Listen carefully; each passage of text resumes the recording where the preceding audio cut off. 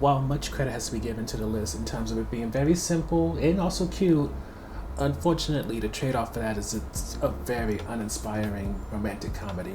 To summarize the film, Abby and Matt have been together for about 5 years at this point, and it was expected that they were going to get married after they got engaged. That is until Max decides to use the whole idea of having a celebrity list where you get a free pass if you get the chance to sleep with them. And unfortunately for Abby, he does get the chance to sleep with a celebrity named Kinsey Scott. This information's not shared with Abby in a way that's discreet or anything like that, but instead at her bridal shower, and with that, Abby spirals a bit. Thankfully, her friend since elementary school lives out in LA instead of New York, where Abby's based, and this gives her some time away from Matt to try to regather herself. But rather than just kind of refocus on getting herself together, you know, preparing for her boss, who's the mayor of New York, who's going to eventually announce that he's going to run for president and try to get her head ready for that. Instead, she decides she's going to go through her list of celebrities and try to sleep with them while out in LA. So when it comes to the highlights for this film, the first one is going to be Jake and Abby. And just to give you an idea who Jake is someone who Abby meets when she comes to LA, who's a bit of a hustler.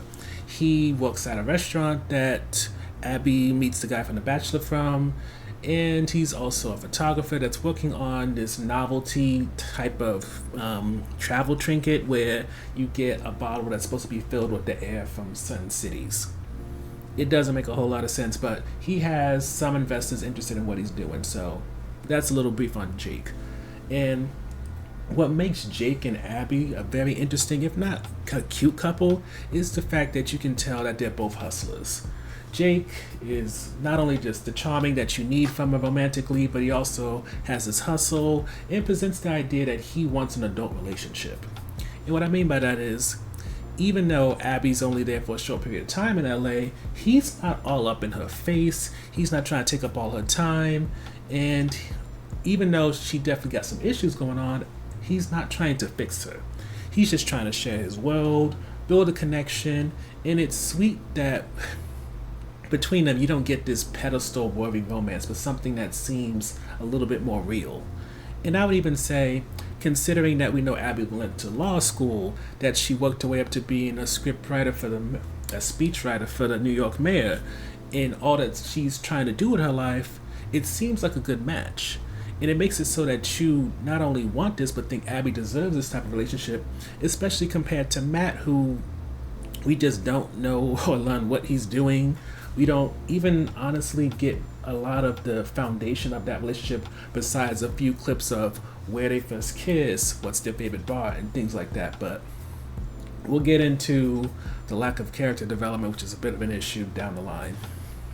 Getting to the on the fence portion, one of the major issues that we have when it comes to the list is that, one, the comedy of the romantic comedy is rather weak and unremarkable, so nobody tells a joke or does something that really leaves a strong and also good impression on you. Like, we see Abby struggle a bit to attract these men, sometimes under the influence, sometimes just being awkward, and it doesn't do much for you. And you can kind of see that Chloe is this best friend character that you may remember from sitcoms in the 90s, maybe the early thousands, especially the one where it's the woman of color to the white girl, but she doesn't have that special thing that makes her just really pop. And even as we often see with a lot of women of color who are supporting characters, kind of show you that they don't deserve the position, that they should be lead in something. That's not really given to Chloe in this. She has silly moments, but offhand I can't really think of any. And what doesn't help is that pretty much across the board, most characters are in service or revolve around Abby. And in some cases, like with Jake, because he has enough going on for a certain level of independence, he doesn't suffer as much as other characters.